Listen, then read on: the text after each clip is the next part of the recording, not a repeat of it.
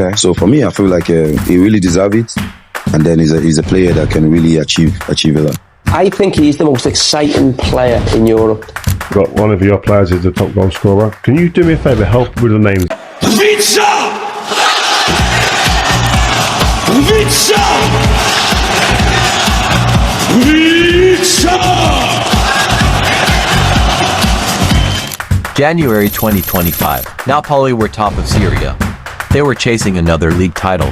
Their biggest star was still only 23 years old. And yet, in the middle of a title race, Khvicha Kvaratskhelia asked to leave. The reaction was immediate. Many supporters couldn't understand it. Some questioned his timing. Others questioned the decision itself. Why leave a team competing for major trophies? Why walk away from a city that adored you? And why join a Paris Saint-Germain side that was still trying to prove it could dominate Europe consistently? At the time, the move raised more questions than answers, but football has a funny way of changing opinions. Fast forward to June 2026. Kvaratskhelia is no longer being discussed as one of Europe's most exciting wingers. He's being discussed as one of the best players in the world. A UEFA Champions League winner. A key figure in one of Europe's most dominant teams. A player producing elite numbers on the biggest stage, and increasingly, a genuine Ballon d'Or contender. The same player some people believed had made a mistake by leaving Naples is now at the center of football's biggest individual conversation. So what changed? Did Kvaratskhelia suddenly become a different player? Or did one coach see something that everyone else missed? This is the story of how a transfer that many questioned became one of the smartest moves in modern football. The boy who became KVARADONA. Before the Champions League nights, before the Ballon d'Or discussions, before Paris, there was Naples. When Kvaratskhelia arrived at Napoli in 2022, expectations were relatively modest. Most football fans outside Italy knew he was talented. Few expected him to become a phenomenon. That changed almost immediately. His first season was extraordinary. Defenders couldn't predict him. Fans couldn't stop talking about him. And Napoli suddenly had one of the most entertaining players in world football. Goals, assists, dribbles, match-winning moments, everything seemed to happen at once. As Napoli marched toward their historic Serie A title, supporters gave him a nickname that carried enormous significance. KVARADONA, a reference to Diego Maradona. In Naples, that's not just a nickname, it's a responsibility. And Kvaratskhelia embraced it. For a while, everything looked perfect, but football moves quickly, and eventually, circumstances changed. Ciao guys, I'm Kvara.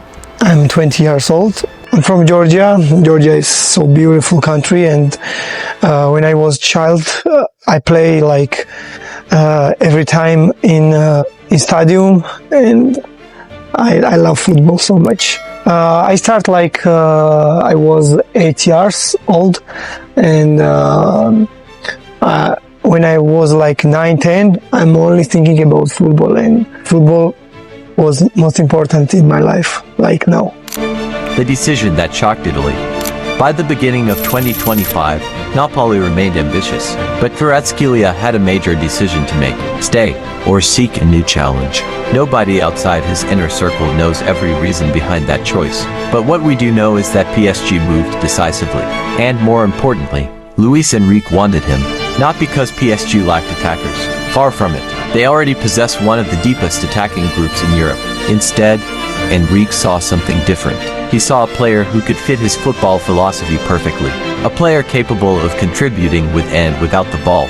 A player who could press, track back, create, score, and adapt.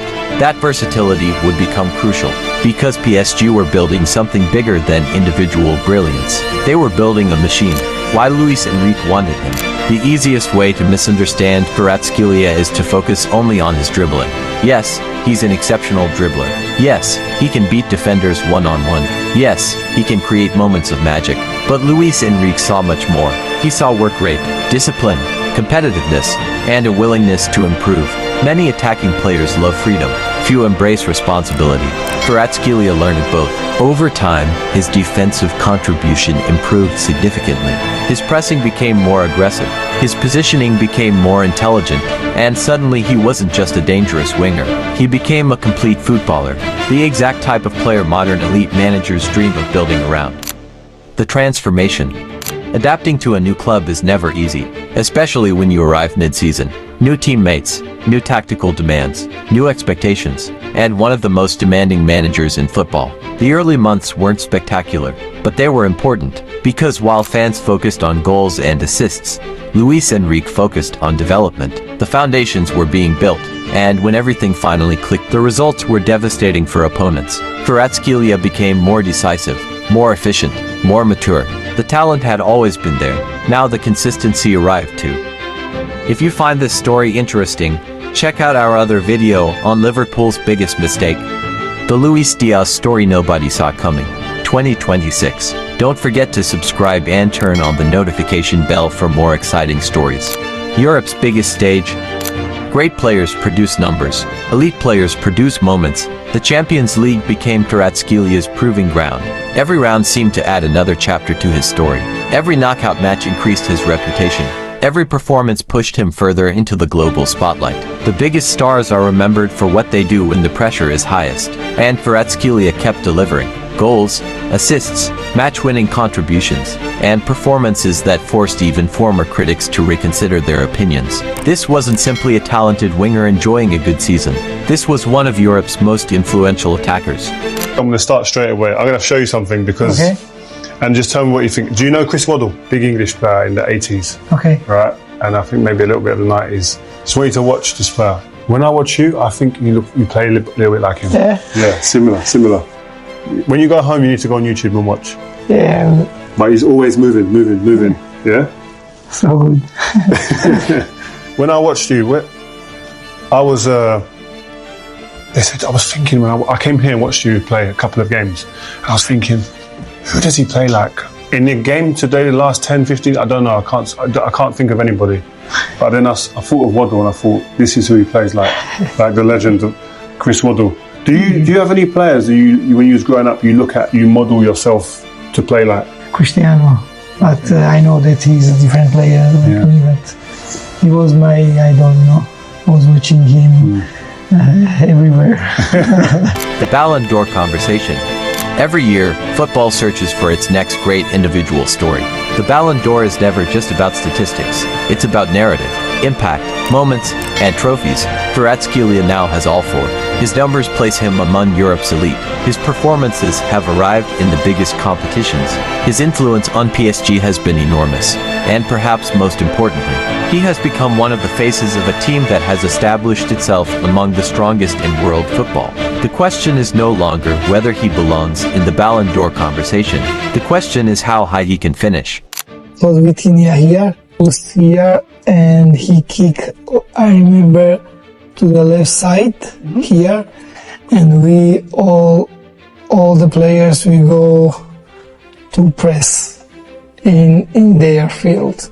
So the game starts like that. Our strategy is to play their side of the pitch and to be ready for the pressing and to get the ball near their box. So I think this is our strategy of this start. Football history is full of transfers that looked questionable in the moment.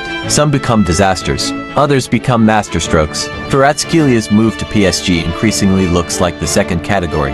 The player who left Naples amid uncertainty has become one of Europe's defining stars. The player some believed was making a mistake now finds himself competing for football's greatest individual honor.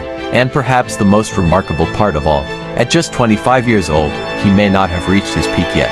The rest of Europe should find that thought very uncomfortable. Subscribe to the YouTube channel for more thrilling football stories. And turn on notifications so you don't miss out on the next one. I cannot describe it, it's crazy emotions today. And you're wearing that Georgian flag with pride. Yeah, I'm so proud that I'm Georgian, and I think they are happy in my country, so I'm proud that I'm Georgian. And I'm sure they're very happy in France as well. Do you realise how happy you have made these PSG supporters tonight? Yeah, I think all of the team we made together, because this is crazy team, incredible everybody, and I'm just happy that I'm one of them.